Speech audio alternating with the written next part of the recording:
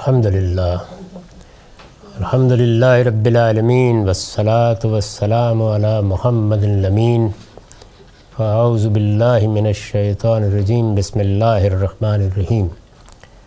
خواتین و حضرات، ہم میزان حصہ اول میں پہلے باب ایمانیات کا مطالعہ کر رہے ہیں۔ اس میں نبی کی معرفت زیر بحث ہے، یعنی جب اللہ تعالیٰ کسی ہستی کو پیغمبر بنا کر بھیجتے ہیں، نبوت کے منصب پر فائز کرتے ہیں، تو اس کو کیسے پہچانا جائے گا۔ اس میں 3 چیزیں زیر بحث آ چکی ہیں۔ پہلی یہ کہ نبی جب آتا ہے تو بالعموم اپنے سے پہلے نبی کی پیشین گوئی کے نتیجے میں اس کا مصداق بن کر آتا ہے۔ اس میں بالعموم کا لفظ اس لیے استعمال کیا گیا ہے کہ یہ وہیں ممکن ہوتا ہے جہاں پہلے سے نبوت کی روایت موجود ہو۔ اگر کسی قوم میں ایک لمبے عرصے تک کوئی نبی نہیں آیا، کوئی پیغمبر نہیں آیا، تاریخ گم ہو گئی ہے، تو ظاہر ہے کہ وہاں یہ چیز پھر نہیں پیش کی جا سکتی۔ دوسری چیز جس کو بہت وضاحت کے ساتھ قرآن مجید نے بیان کیا، وہ یہ چیز تھی کہ جب اللہ تعالیٰ کسی کو پیغمبری کے منصب پر فائز کرتے ہیں تو اس کو ایک ایسا کلام دیتے ہیں جس میں کوئی تضاد و تخالف نہیں ہوتا۔ اور تیسری چیز معجزات و خوارق تھے، چنانچہ ان کی بھی تفصیل ہو چکی۔ اب چوتھی چیز ہے، اللہ تعالیٰ بعض ایسے امور غیب پر نبی کو مطلع کر دیتے ہیں جن کا جان لینا کسی انسان کے لیے ممکن نہیں ہوتا۔ یعنی ایک تو معجزات و خوارق ہیں، ایک دوسرا پہلو یہ ہوتا ہے کہ پیغمبر بعض ایسی چیزوں پر مطلع ہو جاتے ہیں، ان کو بتا دی جاتی ہیں اور ان کا اعلان کرتے ہیں کہ کوئی انسان ان کو نہیں جان سکتا۔ یعنی اگر آپ یہ کہیں کہ فلاں دن سورج گرہن ہوگا، چاند گرہن ہوگا، تو زمین کی گردش کا مطالعہ کر کے اس کو جانا جا سکتا ہے، لیکن صدیوں اور قرنوں پر پھیلی ہوئی تاریخ میں انسانوں کے رویے کیا ہوں گے، اس سے کیا نتائج نکلیں گے، اس کو سامنے رکھ کر بعض پیشین گوئیاں کر دی جاتی ہیں۔ اللہ تعالیٰ بعض ایسے امور غیب پر، یعنی ایک چیز ابھی وجود میں نہیں آئی، وہ وجود میں آنی ہے، وہ معاملہ بھی ہونا ہے، اس کے کوئی آثار نہیں ہیں، پیغمبر کو اس پر مطلع کر دیا جاتا ہے، جن کا جان لینا کسی انسان کے لیے ممکن نہیں ہوتا۔ اس کی ایک مثال، یعنی بہت سی مثالیں ہیں امور غیب کی، ماضی، حال، اس زمانے میں، بعد میں۔ اس کی ایک مثال وحی الہی کی پیشین گوئیاں ہیں جو حیرت انگیز طور پر بالکل صحیح ثابت ہوئیں۔ یعنی رسالت مآب صلی اللہ علیہ وسلم کی بعثت ہوئی تو اس کے بعد آپ نے اللہ تعالیٰ سے وحی پا کر اس قرآن مجید میں بعض مستقبل سے متعلق پیشین گوئیاں کی۔ پیشین گوئی یعنی وہ بات جو مستقبل کے بارے میں قبل از وقت بتا دی جائے۔ ان میں سے بعض قرآن میں ہیں اور بعض کا ذکر روایتوں میں ہوا ہے۔ یعنی یہ جو پیشین گوئیاں کی گئیں، یہ قرآن میں بھی بیان ہوئی ہیں، روایتوں میں بھی بیان ہوئی ہیں۔ روایتوں میں جو پیشین گوئیاں بیان ہوئی ہیں وہ اگرچہ کم نہیں ہیں، پوری کتابیں بعض اہل علم میں اس موضوع پر لکھی ہیں اور وہ آپ دیکھ سکتے ہیں، لیکن میں ایک پیشین گوئی کے بارے میں ذکر کروں گا کہ جو اصل میں گویا صفحہ عالم پر ثبت ہو کے رہ گئی۔ رسالت مآب صلی اللہ علیہ وسلم کی ایک ملاقات روایتوں میں بیان ہوئی ہے جو جبریل امین کے ساتھ ہوئی۔ یہ بیان کیا جاتا ہے کہ ایک دن جب آپ مجلس میں تھے اور صحابہ کرام بھی تھے، اور یہ معلوم ہوتا ہے کہ بعض جلیل القدر صحابہ بھی تھے، سیدنا عمر نے بھی یہ واقعہ بیان کیا ہے رضی اللہ عنہ۔ تو دیکھا کہ ایک صاحب آئے ہیں اور ان کی شکل، صورت، ان کا لباس ایسا غیر معمولی ہے کہ کوئی اس پر سفر کے آثار نہیں ہے، چھوٹی سی بستی ہے، وہ وہاں کے بھی نہیں ہیں، کوئی ان کو پہچان بھی نہیں سکا۔ وہ آئے اور انہوں نے سوالات کیے رسالت مآب صلی اللہ علیہ وسلم سے۔ سوالات بڑی اہمیت کے حامل ہیں، 3-4 سوالات انہوں نے کیے۔ رسالت مآب صلی اللہ علیہ وسلم نے ان کے جوابات دیے ہیں۔ ان کے جانے کے بعد آپ نے فرمایا یہ جبریل امین تھے، اس لیے آئے تھے کہ یعلمکم دینکم، یہ تمہیں تمہارے دین کی تعلیم دینا چاہتے تھے۔ ظاہر ہے کہ قرآن کیا ہے؟ دین کی تعلیم۔ رسالت مآب صلی اللہ علیہ وسلم شب و روز دین کی تعلیم دے رہے ہیں، تو یہاں یہ جو تعبیر اختیار کی گئی ہے یہ خاص مفہوم میں ہے، اور اسی سے زبان کے اسالیب کو بھی سمجھنے میں مدد ملتی ہے۔ یعنی اس میں کیا ہوا ہے؟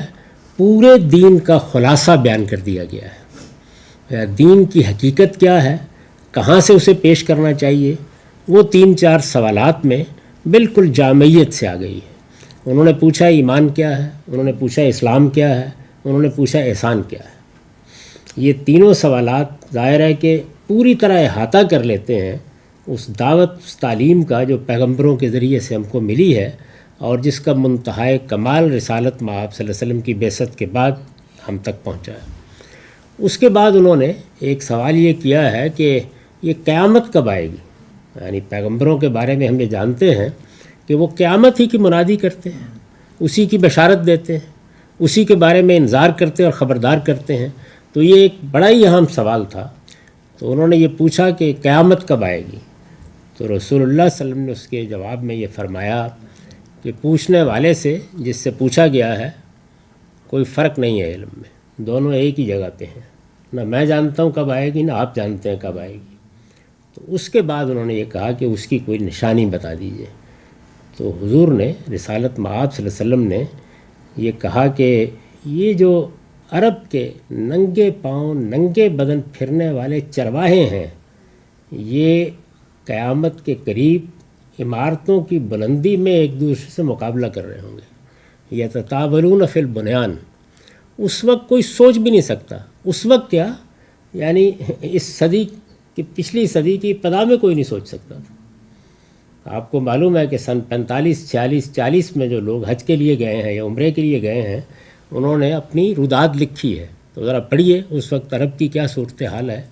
اس وقت آپ نے فرمایا کہ یہ عرب کے چرواہے، یہ ننگے پاؤں ننگے بدن پھرنے والے چرواہے، یہی عمارتوں کی بلندی میں یتطاولون فی البنیان، ان کی بلندی میں ایک دوسرے کے ساتھ مقابلہ کر رہے ہوں گے۔ اور دوسری بات فرمائی کہ ان تلد الامۃ ربتہا، یہ جو اس وقت غلامی کا ایک بڑا انسٹیٹیوشن ہے دنیا میں، یہ ختم ہو جائے گا۔ تو آپ دیکھیے کہ یہ دونوں پیشین گوئیاں بالکل ایک ہی وقت میں پوری ہوئی ہیں، اور اس طرح پوری ہوئی ہیں، یعنی غلامی کا معاملہ بھی کوئی معمولی معاملہ نہیں تھا۔ یعنی دنیا نے صدیوں اس کو بھگتا ہے۔ ایک غلط روایت پیدا ہو گئی کہ ابتدا میں جب جارحیت کے معاملات ہوئے تو قبیلوں میں جب کبھی فتح و شکست کا معاملہ ہو جاتا تو لوگوں کو غلام بنانے کا طریقہ اختیار کر لیا گیا، گویا جارحیت کی سزا دی جا رہی ہے، اور پھر یہ تجارت بن گئی۔ جب کسی چیز کے ساتھ معیشت وابستہ ہو جائے تو اسے آسان نہیں ہوتا۔ یہ معلوم ہے کہ یہاں پر بھی جو خانہ جنگی ہوئی امریکہ میں، تو اس میں بھی معاشی مفادات زیادہ اہمیت رکھتے تھے۔ یعنی وہ لوگ کے جو آپ کی کھیتوں میں کام کر رہے ہیں، اسی طرح عربوں میں دیکھیں تو جو آپ کے قافلوں کو لے جا رہے ہیں، آپ کے تمام امور انجام دے رہے ہیں، آپ کی معیشت ان پر کھڑی ہے، یک بیک یہ کہا جائے کہ اس کا خاتمہ کیا جا رہا ہے، تو یہ آسان کام نہیں تھا۔ اللہ تعالیٰ نے ہدایات دی۔ قیدی بنانے کے معاملے میں واضح طور پر اعلان کر دیا گیا کہ فَإِمَّا مَنًّا بَعْدُ وَإِمَّا فِدَاءً، لیکن ختم نہیں کیا جا سکا اس کو۔ تمام تر جد و جہد کے باوجود دنیا میں یہ رہی، یہ ختم اسی زمانے میں آگے ہوئی ہے، اور قانونی طور پر بھی ختم ہوئی۔ اور دنیا میں گویا غلامی کا لفظ بولنا یہ نہیں ہے کہ اپنی حقیقت کے لحاظ سے آپ اس کو ختم کر سکتے ہیں، اب بھی مختلف صورتوں میں موجود ہے، لیکن بہرحال ایک انسٹیٹیوشن کے طور پر اس کا خاتمہ ہو گیا، اور اس کو نہایت بلیغ اسلوب میں بیان کیا کہ ان تلد الامۃ ربتہا، یعنی ایک نسل غلام ہوگی اور دوسری آزاد ہو جائے گی۔ تو بہت ہی بلاغت کے ساتھ اس کو بیان کر دیا، بس خاتمہ ہو جائے گا، اس لیے کہ یہ تو نسلاً بعد نسلاً ایک آفت تھی جو انسان پر نازل ہو جاتی تھی۔ پیدا ہوا ہے ایک غلام کے گھر میں، ایک لونڈی کے گھر میں، اس کی یہ حیثیت متعین ہو جاتی تھی۔ اور سر ایک تیسرا بھی تھا نشانی میں کہ مائیں جو ہیں پتہ نہیں کچھ غلام ہو جائیں گی اپنی اولاد کی، وہ بھی ہے نہیں، دو ہی چیزیں رہی بس۔ تو اور بھی بہت سی پیشین گوئیاں، یہ میں نے ایک کی مثال دی، اس کی وجہ یہ ہے کہ کیا کیا پیشین گوئیاں ہوئیں رسالت مآب صلی اللہ علیہ وسلم کے زمانے سے متعلق، آپ کے زمانے کے بعد جو فوراً بعد کا دور ہے جس میں خلافت راشدہ قائم ہوئی، جس میں ملوکیت قائم ہوئی، وہ ایک بڑا لمبا باب ہے. اس کو اگر ہم کھولیں تو گویا روایات کا ایک پورا ذخیرہ ہے. یہ میں نے بڑی نمایاں چیز جو ہے وہ آپ کے سامنے رکھی کہ اس درجے میں پیغمبر پیشین گوئی کر دیتے ہیں. اور آپ یہ دیکھیے کہ اس کے بعد صدیوں نے کروٹ لی ہے، یعنی دن ہفتوں میں، ہفتے مہینوں میں، اور پھر برسوں اور صدیوں میں بدلے ہیں، تب کہیں جا کر وہ پوری ہوئی ہے. لیکن ہم نے اپنے زمانے میں اس کو دیکھ لیا کہ وہ حرف بحرف پوری ہو گئی. اس کی ایک مثال وحی الہی کی پیشین گوئیاں ہیں جو حیرت انگیز طور پر بالکل صحیح ثابت ہوئیں. ان میں سے بعض قرآن میں ہیں اور بعض کا ذکر روایتوں میں ہوا ہے. سرزمین عرب میں رسول اللہ صلی اللہ علیہ وسلم کے غلبہ، فتح مکہ اور لوگوں کے جوق در جوق اللہ کے دین میں داخل ہونے کی پیشین گوئی سے قرآن کا ہر طالب علم واقف ہے. یہ وہ پیشین گوئیاں ہیں کہ جو قرآن مجید میں جگہ جگہ بیان ہوئی. یعنی پہلے دن سے قرآن مجید نے گویا اس کا اعلان کرنا شروع کر دیا تھا کہ اس سرزمین میں یہ ہونے والا ہے. اگر آپ قرآن کو اس زاویے سے پڑھیں اور خاص طور پر مکیات کو، یعنی جب رسالت مآب صلی اللہ علیہ وسلم کی کوئی بات سننے کے لیے تیار نہیں ہے، دور نزدیک کوئی نہیں بتا سکتا کہ یہاں اتنی بڑی تبدیلی، اتنا بڑا تغیر آ سکتا ہے. قریش کی اپنی قیادت پوری طرح اس زوم میں ہے کہ ان کی حیثیت کیا ہے. مسلمان بالکل بے یار و مددگار، کبھی حبشہ کی طرف بھاگ رہے ہیں، کبھی اپنی جانیں بچا رہے ہیں. وہ تو ایک مظلوم غلام کی مدد کرنے کی پوزیشن میں بھی نہیں ہے. اس طرح کی صورتحال ہے. تو آپ اگر قرآن مجید کو پڑھیں گے تو یہ معلوم ہوگا کہ اس میں کس شان کے ساتھ، کس اذعان کے ساتھ وہ یہ کہتا ہے کہ یہ ساری صورتحال تبدیل ہونے والی ہے، یہ سب کچھ بدل جائے گا. میں نے بارہا توجہ دلائی ہے کہ اگر آپ بالکل اعجاز کے ساتھ اس سارے معاملے کو دیکھنا چاہیں تو آپ کو سورہ قمر کو دیکھنا چاہیے. بہت چھوٹی سی سورہ ہے. اب قرآن مجید اس میں بات یہاں سے شروع کرتا ہے کہ تم نے اتنی بڑی نشانی دیکھ لی، اس کے باوجود تم یہی کہو گے کہ یہ تو چلتے ہوئے جادو کی چیزیں ہیں جو دکھا دی جاتی ہیں. تو آؤ ہم تمہیں دکھاتے ہیں کہ جب کبھی پیغمبر دنیا میں آیا کرتے ہیں تو ہم کیا کرتے ہیں. تو اللہ تعالیٰ نے دو جملوں میں جو عربوں کے ہاں معلوم معروف پیغمبروں کی تاریخ ہے وہ بیان کر دی. اگر آپ سورہ قمر کو نکالیں گے تو آپ کے سامنے اس کی پوری تصویر آ جائے گی. یہ بتا دیا گیا ہے کہ یہ نوح کی قوم ہے، ان کے ساتھ یہ معاملہ ہم نے کیا، ہم نے لوط کی قوم کے ساتھ یہ معاملہ کیا، ہم نے شعیب کے ساتھ یہ معاملہ کیا، ہم نے فرعون کے ساتھ یہ معاملہ کیا. تو گویا یہ بتایا گیا ہے کہ خدا کے پیغمبر کی بعثت کے بعد اس کی قوم کا فیصلہ کر دیا جاتا ہے. تو اس میں جب بات آخر میں پہنچ گئی ہے تو یہ کہا کہ کفارکم خیر من اولئکم ام لکم براتم فی الزبر، یعنی قریش کو، محمد الرسول اللہ صلی اللہ علیہ وسلم کے مخاطبین کو خطاب کر کے کہا ہے کہ تمہارے اندر کے جو منکرین ہوں گے یہ کیا ان سب سے بہتر ہے؟ یعنی ان کے ساتھ کوئی مختلف معاملہ ہوگا. پچھلے صحیفوں میں تمہارے لیے کوئی برات نامہ لکھا ہوا ہے کہ لوط کی قوم کے ساتھ تو یہ ہوا، اور فرعون کے ساتھ تو یہ ہوا، اور عاد کے ساتھ یہ ہوا، اور سمود کے ساتھ یہ ہوا. تمہارے ساتھ نہیں ہوگا. تمہاری طرف بھی خدا کا رسول آیا ہے، اس لیے تمہارے ساتھ بھی یہ ہوگا. کیا خیال ہے تم ایک بڑا جتھا ہو جو مقابلے میں آ جائے گا، تم پیٹ پھیر کر بھاگ رہے ہوگے. تو قرآن مجید نے یہاں سے بات شروع کی، اور پھر اس کے بعد آپ مکیات میں دیکھیے وہ مسلسل یہ بیان کر رہا ہے کہ کیا ہونے والا ہے، کبھی ایجاز کے ساتھ، کبھی اجمال کے ساتھ، کبھی تفصیل کے ساتھ بیان کرتا چلا جاتا ہے. آپ دیکھیں وہ جو چھوٹی سی سورہ ہے، انا اعطیناک کل کوثر، یہ جو حرم ہے جس کی تولیت ان کے پاس ہے، ہم نے آپ کو عطا کر دیا ہے. فصلی لربک ونحر، یہ یہاں پر نماز اور قربانی دونوں کو بتوں کے لیے کر رہے ہیں، اس کو آپ خدا کے لیے خاص کیجیے گا جب آپ کے پاس یہ آ جائے گا. نہ شانئک هو الابتر، ان دشمنوں کی کیا حیثیت ہے، یہ تو بالکل جٹکٹے ہو کے بکھر جائیں گے. تو اسی شان، اسی اذعان کے ساتھ وہ یہ پیشین گوئی کرتا جا رہا ہے. پھر اس کے بعد آپ دیکھیں اذا جاء نصر اللہ والفتح، جب اللہ کی مدد آ جائے گی اور جب فتح کا نکارہ بج جائے گا، پھر کیا ہوگا؟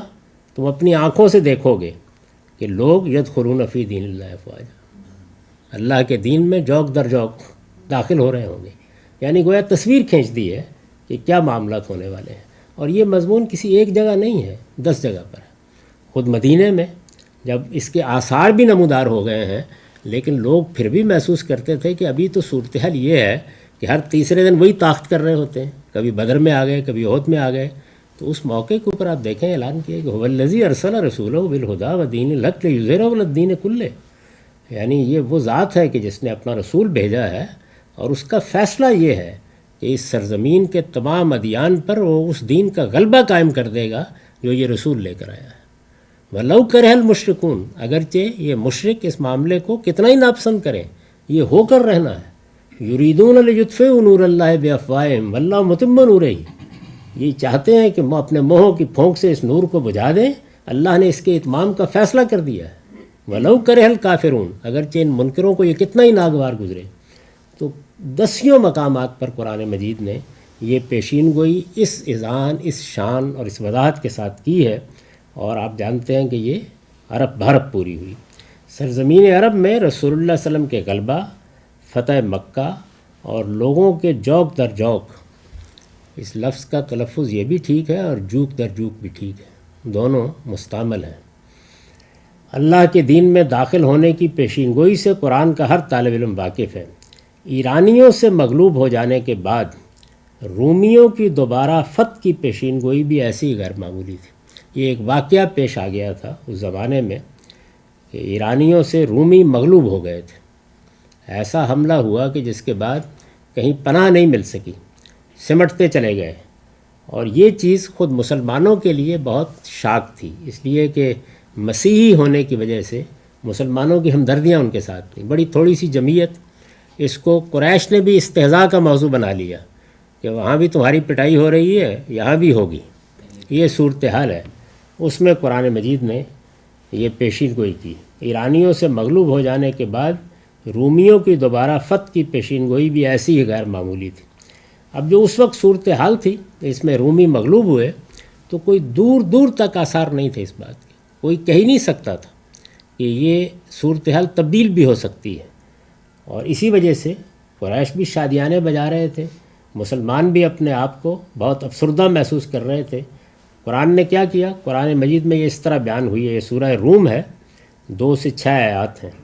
غلبت الروم فی ادنی الارض وهم من بعد غلبهم سیغلبون فی بضع سنین للہ الامر من قبل ومن بعد ویومئذ یفرح المؤمنون بنصر اللہ ینصر من یشاء وهو العزیز الرحیم وعد اللہ لا یخلف اللہ وعدہ ولکن اکثر الناس لا یعلمون۔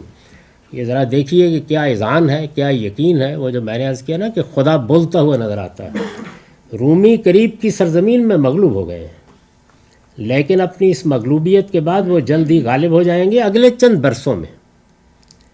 اس سے پہلے جو کچھ ہوا ہے وہ بھی اللہ کے حکم سے ہوا ہے، اور جو کچھ بعد میں ہوگا وہ بھی اللہ ہی کے حکم سے ہوگا، اور ایمان والے اس دن اللہ کی مدد سے مسرور ہوں گے۔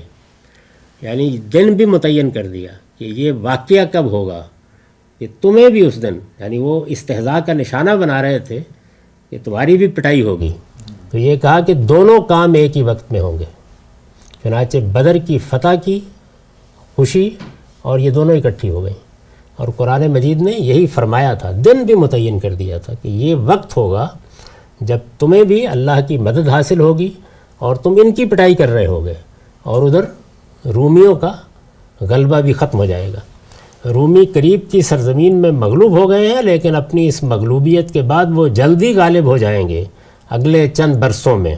اس سے پہلے جو کچھ ہوا ہے وہ بھی اللہ کے حکم سے ہوا ہے، اور جو کچھ بعد میں ہوگا وہ بھی اللہ ہی کے حکم سے ہوگا، اور ایمان والے اس دن اللہ کی مدد سے مسرور ہوں گے۔ یعنی وہ ایسا دن ہوگا کہ اس دن تمہیں بھی اللہ کی مدد حاصل ہو چکی ہوگی، اور تم بھی خوشی منا رہے ہوگے، تمہارے ہاں بھی جشن ہوگا۔ اللہ جس کی چاہتا ہے مدد فرماتا ہے، اور وہ زبردست بھی ہے اور بڑا مہربان بھی۔ اللہ کا حتمی وعدہ ہے، اور اللہ اپنے وعدے کے خلاف نہیں کرتا، مگر اکثر لوگ جانتے نہیں۔ تو یہ پیشین گوئی اس شان کے ساتھ کی گئی۔ یہ پیشین گوئی جب کی گئی تو زوال روما کے مصنف ایڈورڈ گبن کے الفاظ میں کوئی بھی پیش کی خبر اتنی بعید از وقوع نہیں ہو سکتی تھی۔ یعنی اگر آپ حالات کے اندر رکھ کے دیکھیں تو کوئی سوچ بھی نہیں سکتا تھا کہ یہ بھی ہو سکتا ہے، اس لیے کہ ہرقل کے پہلے 12 سال رومی سلطنت کے خاتمے کا اعلان کر رہے تھے، یعنی یہ ایک بڑی مدت ہے۔ یہ صاف محسوس ہو رہا تھا کہ اب تو یہ گویا سلطنت ہی گئی ساری ہاتھ سے، لیکن یہ ٹھیک اپنے وقت پر پوری ہو گئی۔ اپنے وقت سے مراد یعنی اس وقت جب کہ مسلمانوں کو بھی اللہ تعالیٰ نے فتح و نصرت سے ہمکنار کیا، پوری ہو گئی۔ اور مارچ 628 میں رومی حکمران اس شان سے قسطنطنیہ واپس آیا فتح پانے کے بعد کہ اس کے رتھ کو 4 ہاتھی کھینچ رہے تھے اور بے شمار لوگ دارالسلطنت کے باہر چراغ اور زیتون کی شاخیں لیے اپنے ہیرو کے استقبال کے لیے موجود تھے۔ یعنی ادھر مسلمانوں کے لیے وہ یوم الفرقان بن گیا تھا، اللہ کی مدد، اللہ کی نصرت کے ظہور کا دن بن گیا تھا، وہ بھی مسرور تھے، اور دوسری جانب قسطنطنیہ میں بھی یہ صورتحال تھی۔ اور اس طرح گویا رومی فاتح اپنے دارالسلطنت میں فتح و نصرت سے ہمکنار ہونے کے بعد داخل ہو رہا تھا۔ یہ ان پیشین گوئیوں کا ایک اجمالی حوالہ ہے۔ میں نے عرض کیا ہے کہ یہ صرف یہاں پر ایک اصول کے طور پر کہ پیغمبر کی معرفت میں یہ بھی ایک پہلو ہوتا ہے، اس کو جو بینات دی جاتی ہیں اس میں یہ چیز بھی ہوتی ہے، ایک اجمالی اسلوب میں ذکر کر دیا گیا ہے، ورنہ ان پیشین گوئیوں کے بارے میں اور ان کی تفصیلات کے بارے میں سینکڑوں صفحات کی کتابیں موجود ہیں، اور وہ آپ دیکھ بھی سکتے ہیں، پڑھ بھی سکتے ہیں۔ قرآن مجید کو پڑھیں گے تو آپ جگہ جگہ یہ دیکھیں گے کہ وہ اسی طرح اپنے بعد آنے والے حالات کے بارے میں پیغمبر کو بتا رہا ہے کہ کیا ہونے والا ہے، اور یہاں کیا فیصلہ کن مارگ کا برپا ہے، اس کے نتائج کیا نکلنے والے ہیں۔ معاف کیجیے۔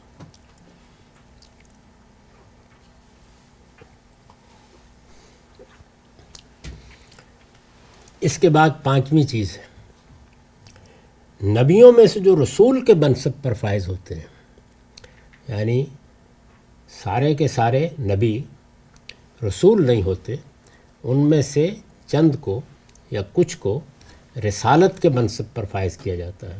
یہ گویا ایک برتر منصب ہے۔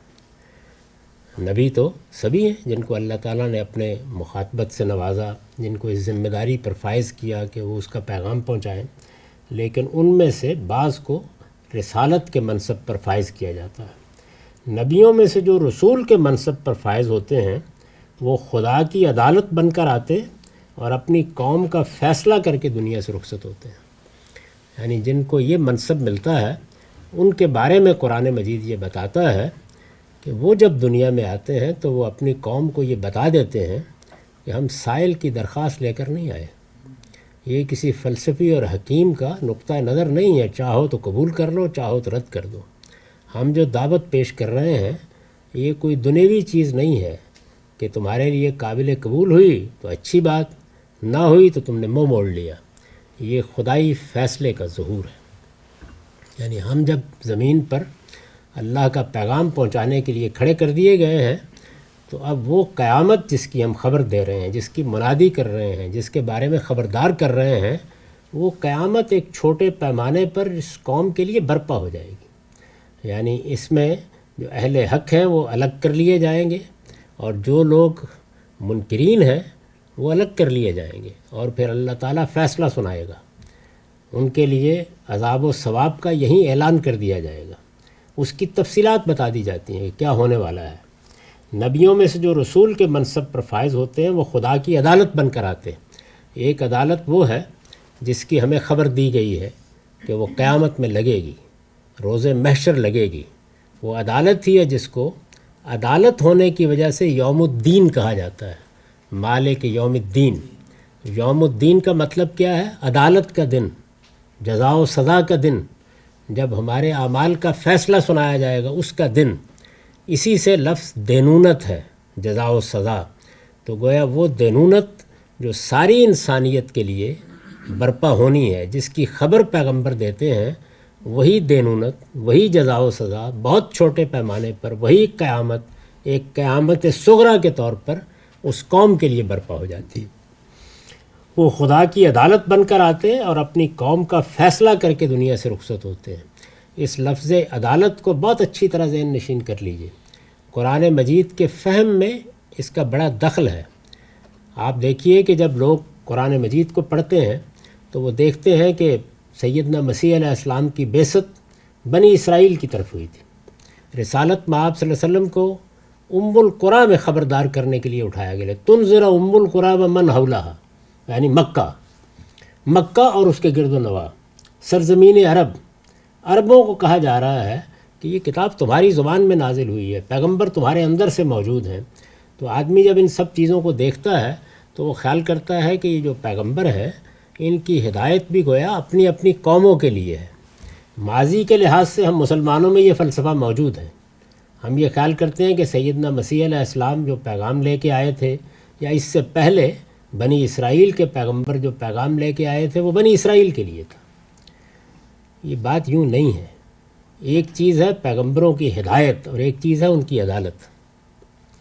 ہدایت وہ پیغام ہے، وہ میسج ہے جو وہ انسان کو دینے کے لیے آتے ہیں، یعنی یہ بات کہ اس کائنات کا تنہا خالق ہے، یہ بات کہ وہی ہمارا معبود حقیقی ہے، یہ بات کہ اسی کی بادشاہی کائنات پر قائم ہے، یہ بات کہ خلق و امر سب اسی کے ہاتھ میں ہے، یہ بات کہ ہم سب کو اس نے امتحان کے لیے یہاں بھیجا ہے، یہ بات کہ ایک دن ہمیں اس کی عدالت میں پیش ہونا ہے، وہاں جزا و سزا ہوگی۔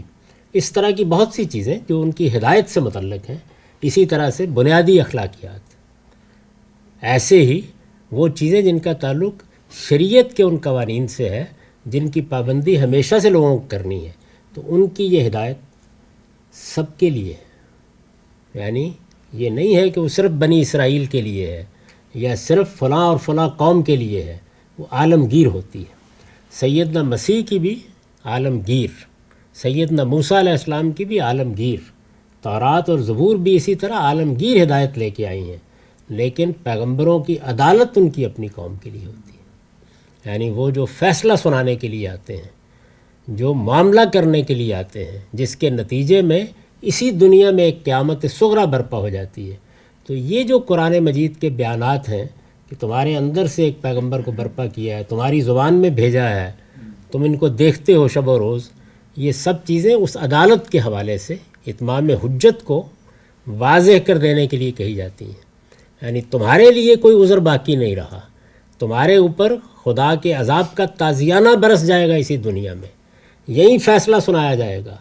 خدا کی کچھ وعیدیں ہیں جو یہاں پوری ہوں گی، خدا کے کچھ وعدے ہیں جو یہاں پورے ہوں گے، تو یہ عدالت ہے، اور یہ عدالت اسی قوم کے لیے ہوتی ہے۔ یہی عدالت ہے جس کو نہ سمجھنے کے لیے نتیجے میں اس کے جتنے پہلو قرآن میں زیر بحث آئے ہیں اور جتنے سیرت میں نمایاں ہوتے ہیں، وہ سیاسی اسلام یا پولیٹیکل اسلام کی پیدائش کا باعث بن گئے ہیں۔ ایک بڑی غلط فہمی یہ ہوئی ہے۔ میں نے ایک مرتبہ اس کو تعبیر کیا تھا کہ بعض لوگوں نے دور حاضر میں نبوت کا دعویٰ کیا اور بعض نے یہ لفظ استعمال کیے بغیر رسالت کا دعویٰ کیا ہے۔ تو نبوت میں آپ کہتے ہیں کہ وہی آئی ہے میری طرف، تو ہنگامہ ہو گیا اس کے اوپر، آج تک مسلمان معاف کرنے کے لیے تیار نہیں۔ رسالت میں آپ کہتے ہیں کہ جو اس وقت ہوا تھا هو الذی ارسل رسولہ بالہدی، وہ ہم اب کر کے دکھائیں گے۔ تو دونوں ہی چیزیں جو ہے وہ ختم ہو گئی ہمیشہ کے لیے۔ خدا کی عدالت کا تعلق پیغمبروں کی بعثت سے ہے اور ان کی ہدایت عالمگیر ہوتی ہے۔ سیدنا مسیح کی ہدایت جو ہمیں انجیل میں ملتی ہے، پڑھیے ذرا اس کو، اندازہ ہو جائے گا کہ کیسی عالمگیر ہدایت ہے۔ اس کے اندر دین کے حقائق کس خوبی کے ساتھ بیان ہوئے ہیں۔ آپ زبور کو پڑھیں، اس کی مناجاتیں پڑھیں، اس کی دعائیں پڑھیں، آپ کا ایمان تازہ ہو جائے گا۔ آپ تورات کو پڑھیں، کتاب استثناء تورات ہے۔ عام طور پر بائبل سے لوگ خلط ملط کرتے ہیں، بائبل تو جوئش ہسٹری ہے۔ جب آپ اس کو پڑھیں گے تو آپ کو پتہ چلے گا کہ توحید کیا چیز ہے، اللہ کی دینونت کا ظہور کیسے ہوتا ہے، وہ قوم جس کا اللہ نے انتخاب کیا تھا اس کے ساتھ اس کے معاملات کیا ہیں۔ تو آپ ادھر تورات پڑھ رہے ہوں گے، ادھر سورہ بقرہ کو مقابل میں رکھ لیجئے، ایک ہی داستان آپ کے سامنے آئے گی۔ ہدایت عالمگیر ہے، سب کے لیے ہے، الا یہ کہ خود پیغمبر بتا دیتے ہیں کہ فلاں حکم خاص ہے یا یہ ایک وقتی تدبیر تھی جو ہم نے یہاں پر کی ہے، تو وہ سب چیزیں خود واضح ہوتی ہیں۔ وہ تورات میں بھی جو احکام بنی اسرائیل کے لیے خاص ہے، وہ تورات واضح کر دیتی ہے کہ ان کے لیے خاص ہے۔ ہمارے ہاں بھی رسالت میں آپ صلی اللہ علیہ وسلم سے متعلق بعض چیزیں بیان ہوئی ہیں، مثلا آپ کی بیویوں سے متعلق بعض احکام ہیں، اور اسی طرح کی چیزیں ہیں یا کچھ وقتی تدابیر ہیں جو اختیار کی گئیں، وہ خود قرآن واضح کر دیتا ہے، لیکن فی الجملہ وہ ہدایت لے کر آتے ہیں، وہ عالمگیر ہوتی ہے، وہ بالکل یونیورسل، وہ سارے عالم کے لیے یکساں ہے۔ تو یہ فرق بہت اچھی طرح ذہن نشین کر لینا چاہیے۔ نبیوں میں سے جو رسول کے منصب پر فائز ہوتے ہیں وہ خدا کی عدالت بن کر آتے ہیں اور اپنی قوم کا فیصلہ کر کے دنیا سے رخصت ہوتے ہیں۔ فیصلہ ہونا ہے نا، ایک دن قیامت میں حق و باطل کا فیصلہ ہونا ہے، صحیح اور غلط کا فیصلہ ہونا ہے۔ تو یہ فیصلہ جو قیامت میں ساری انسانیت کے لیے ہونا ہے، وہ اپنی قوم کے لیے اسی دنیا میں کر کے رخصت ہوتے ہیں۔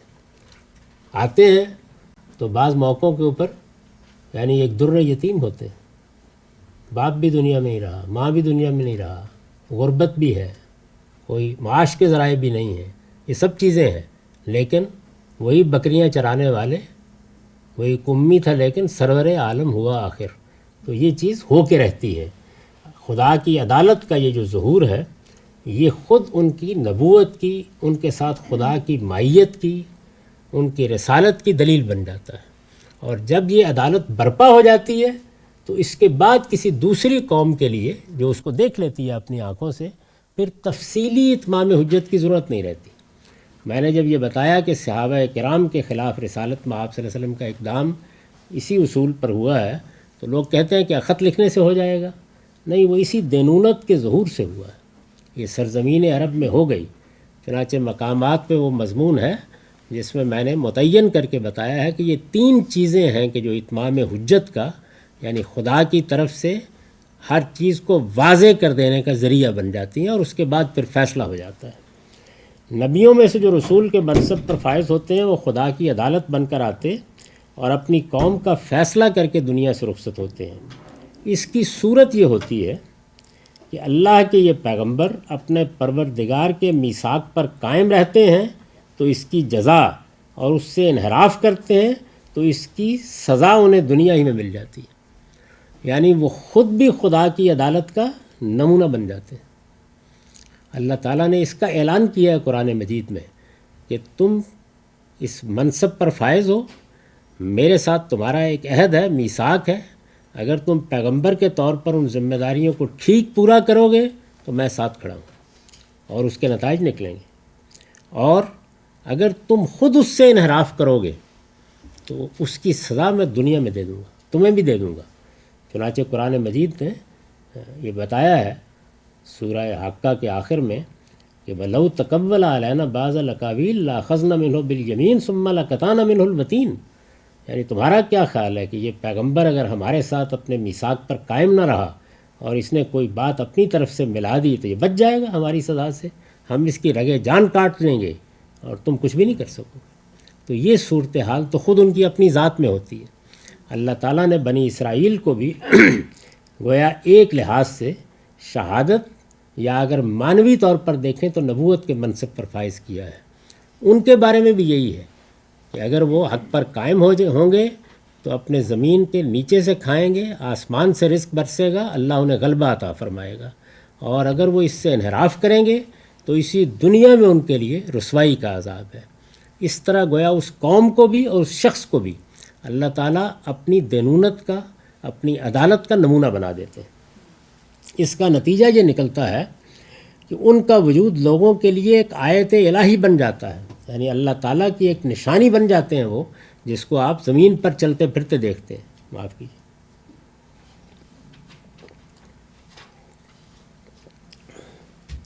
اس کا نتیجہ یہ نکلتا ہے کہ ان کا وجود لوگوں کے لیے ایک آیت الہی بن جاتا ہے، اور وہ خدا کو گویا ان کے ساتھ زمین پر چلتے پھرتے اور عدالت کرتے ہوئے دیکھتے ہیں۔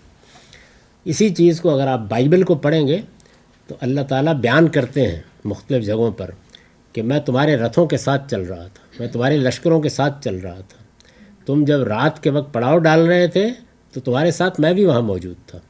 تو اللہ تعالیٰ کی مائیت کا، اللہ تعالیٰ کے ساتھ ہونے کا یہ ظہور ہو جاتا ہے سامنے۔ اس طریقے سے پیغمبر کا وجود محض ایک داعی کا وجود نہیں ہوتا، یا ایک مفکر کا وجود نہیں ہوتا، یا ایک فلسفی اور حکیم کا وجود نہیں ہوتا، وہ خدا کی مائیت کے ساتھ کھڑی ہوئی ایک شخصیت کا ظہور ہوتا ہے۔ یعنی اس کا پورا وجود، اس کے شب و روز، یہ جس طریقے سے وہ کہا ہے نا کہ گفتہ اللہ بود اس کی زبان سے لفظ نہیں نکلتا مگر یہ کہ وہ اللہ کا کلام ہوتا ہے، اسی طریقے سے اس کی پوری شخصیت بھی گویا خدا کی مائیت کا نمونہ بن کے سامنے آتی ہے، ایک آیت الہی، اللہ کی ایک نشانی بن جاتی ہے۔ اس کا نتیجہ یہ نکلتا ہے کہ ان کا وجود لوگوں کے لیے ایک آیت الہی بن جاتا ہے، اور وہ خدا کو گویا ان کے ساتھ زمین پر چلتے پھرتے اور عدالت کرتے ہوئے دیکھتے ہیں، یعنی وہ نہیں چل پھر رہے ہوتے بلکہ ایسے معلوم ہوتا ہے کہ یہ خدا ان کے ساتھ چل پھر رہا ہے، اور وہ فیصلہ نہیں کر رہے ہوتے بلکہ صاف نظر آ رہا ہوتا ہے کہ خدا کر رہا ہے۔ قرآن مجید نے اس کی بعض تعبیریں بھی بڑی دل نواز اختیار کی ہیں۔ مثال کے طور پر جب میدان بدر میں رسالت مآب صلی اللہ علیہ وسلم نے وہ چند کنکر اٹھا کر مارے ہیں، تو آپ دیکھیے کہ قرآن نے اس کو کیسے بیان کیا، وَمَا رَمَيْتَ إِذْ رَمَيْتَ وَلَكِنَّ اللَّهَ رَمَا، یہ کنکر تم نے نہیں پھینکے تھے جب تم نے پھینکے تھے، یہ اللہ نے پھینکے تھے۔ تو اس موقع کے اوپر گویا مائیت الہی کا ظہور ہوا۔ بدر میں بھی آپ اگر قرآن مجید میں اس کی پوری داستان پڑھیں، خاص طور پر سورہ انفال میں، تو یہ معلوم ہوتا ہے کہ ایک ایک چیز متعین کر دی گئی تھی، اعلان کر دیا گیا تھا کہ یہ یوم الفرقان ہے، یہ فیصلے کا دن ہے، اس میں آج واضح ہو جائے گا کہ خدا کس کے ساتھ کھڑا ہے۔ آپ اگر تاریخ کی کتابیں پڑھیں گے تو معلوم ہوگا کہ اس موقع پر یہ بنی اسماعیل یا جو عرب تھے، یہ سیدنا ابراہیم کی اولاد ہے، تو ابو جہل نے بھی میدان بدر میں دعا کی، اللہ ہی سے دعا کی اور فتح و نصرت کی دعا کی۔ اس موقع پر یہ کہا ہے کہ پروردگار تو جس کے ساتھ ہے فاعل الغدات، کل تو اس کا فیصلہ کر دے۔ وہ فیصلہ پھر ہو گیا، یعنی معلوم ہو گیا کہ اللہ کس کے ساتھ ہے۔ تو یہ معاملات پے در پے رسالت مآب صلی اللہ علیہ وسلم کی زندگی میں ہوتے چلے جا رہے ہیں، خدا کی مائیت کا ظہور۔ یہی وہ چیز ہے جو ان کی قوموں کے لیے دنیا اور آخرت دونوں میں فیصلہ الہی کی بنیاد بن جاتی ہے، یعنی جب ان کی طرف سے پیغام بھی پہنچ جاتا ہے، اللہ کا کلام بھی لوگ ان کی زبان سے سن لیتے ہیں، اور پھر اللہ تعالیٰ کو ان کے ساتھ دیکھ لیتے ہیں، یعنی گویا ایسے معلوم ہوتا ہے کہ پیغمبر ہاتھ اٹھاتا ہے تو خدا کا ہاتھ اٹھتا ہے، پیغمبر قدم بڑھاتا ہے تو خدا کا قدم بڑھتا ہے، پیغمبر کے ساتھ کوئی معاملہ کیا جاتا ہے تو جواب دینے کے لیے وہ موجود ہوتا ہے۔ تو آپ اگر سورہ انفال کو، سورہ آل عمران کو پڑھیں تو یہ معلوم ہوگا کہ وہاں اللہ تعالیٰ بتا رہے ہیں کہ آپ 3000 فرشتوں کی بات کرتے ہیں، 5000 آ جائیں گے۔ اچھا، میدان میں اتر رہے ہیں لوگ تو اس موقع کے اوپر کہ ہم ان لوگوں کی پوریں اور ان لوگوں کی گردنیں تمہارے سامنے کر دیں گے۔ خود صحابہ کرام نے بارہا یہ بیان کیا ہے، جب اس طرح فتح و نصرت ہو جاتی ہے، ان سے پوچھا جاتا ہے تو اس میں بڑی خوبصورت تعبیریں انہوں نے اختیار کی ہیں کہ تم نے دیکھا نہیں کہ جس طرح مچھلیوں کے ڈھیر پڑے ہوتے ہیں، ہم نے تو اس طرح مقتولوں کو پڑے دیکھا ہے۔ کسی نے مبارک دی تو انہوں نے کہا کہ ہم نے کیا کیا ہے، ہم نے تلوار اٹھائی، نکل آئے، باقی سب معاملات تو وہ پروردگار خود کر رہا تھا۔ تو یہ صورتحال ہے جس میں گویا خدا کی مائیت کا ظہور ہو رہا ہے، اللہ تعالیٰ کے ساتھ ہونے کا ظہور ہو رہا ہے۔ پیچھے کون کھڑا ہے؟ کائنات کا پروردگار کھڑا ہے۔ یہ بات محض یعنی ایک دعا کے مستجاب ہونے کی طرح کی نہیں ہوتی، وہ تو عام انسانوں کے ساتھ بھی ہو جاتا ہے۔ گویا پورا کا پورا مشن، پورا کا پورا مقدمہ وہ سب معلوم ہوتا ہے کہ خدا ہی کی طرف سے ہے، خدا ہی لڑ رہا ہے اور خدا ہی اس کو فیصلے تک اور نتیجے تک پہنچا رہا ہے، جو ان کی قوموں کے لیے دنیا اور آخرت دونوں میں فیصلہ الہی کی بنیاد بن جاتی ہے۔ یہ فیصلہ الہی پھر کیا ہوتا ہے؟ یعنی پہلے مرحلے میں تو مائیت کا ظہور ہوا، اس کے بعد اس قوم کا فیصلہ دنیا میں ہوتا ہے۔ محمد الرسول اللہ صلی اللہ علیہ وسلم کی صورت میں یہ فیصلہ اس طریقے سے ہوا کہ پھر سورہ توبہ میں اعلان کر دیا گیا کہ اب ان کی تقدیر مسلمانوں کے ہاتھ میں ہے، جو کچھ ہونا تھا ہو چکا، تمہارے پاس چونکہ قوت بھی ہے، تمہارے پاس اقتدار بھی ہے، اب تم ان کے اوپر خدا کا تازیانہ برساؤ گے۔ اور پھر دونوں سزاؤں کا اعلان کر دیا گیا کہ مشرکین میں سے کوئی بچنے نہیں پائے گا، اور اہل کتاب اب اس سرزمین میں مغلوب ہو کر ہاتھ سے جزیہ دے کر اپنے آپ کو پست رکھ کر ہی رہ سکیں گے، ورنہ انہیں بھی یہ چھوڑ دینا پڑے گی۔ تو ان کے لیے سزا کا اعلان۔ صحابہ کرام کے لیے کیا اعلان ہوا؟ میں نے بادشاہی تمہیں دے دی، یعنی زمین کی خلافت، زمین کی بادشاہی تمہارے سپرد کر دی گئی ہے۔ تو یہ گویا وہ فیصلہ الہی تھا جو دنیا نے اپنی آنکھوں سے دیکھا، جو اب دنیا کی معلوم تاریخ کا ایک ایسا واقعہ بن چکا ہے کہ کوئی اندھا ہی اس کو جھٹلاتا ہے۔ چنانچہ اللہ تعالیٰ ان رسولوں کو غلبہ عطا فرماتا اور ان کی دعوت کے منکرین پر اپنا عذاب نازل کر دیتا ہے۔ تو یہ اس کی تفصیل ہے۔ یہاں ظاہر ہے کہ یہ ایک جزوی بحث ہے، تو میں نے محض اشارات کیے ہیں، بہت زیادہ تفصیلات نہیں بیان کی۔ قرآن مجید اس کو بطور اصول بیان کرتا ہے۔ سورہ یونس میں 47 آیت ہے، وَلِكُلِّ أُمَّةٍ الرَّسُولُ فَإِذَا جَاءَ رَسُولُهُمْ قُضِيَ بَيْنَهُمْ بِالْقِسْطِ وَهُمْ لَا يُظْلَمُونَ۔ ہر قوم کے لیے ایک رسول ہے، پھر جب ان کا رسول آ جاتا ہے تو ان کے درمیان انصاف کے ساتھ فیصلہ کر دیا جاتا ہے اور ان پر کوئی ظلم نہیں کیا جاتا۔ تو یہ وہ آخری چیز ہے جو پیغمبروں کی معرفت کو بالکل اسی طرح سے ایک حقیقت بنا دیتی ہے، جس طرح لیبارٹری میں ایک سائنسدان ایک چیز کو تجربے سے گزار کر لوگوں کے لیے حقیقت بنا دیتا ہے۔ اقول قولی ھذا واستغفر اللہ لی ولکم ولسائر المسلمین۔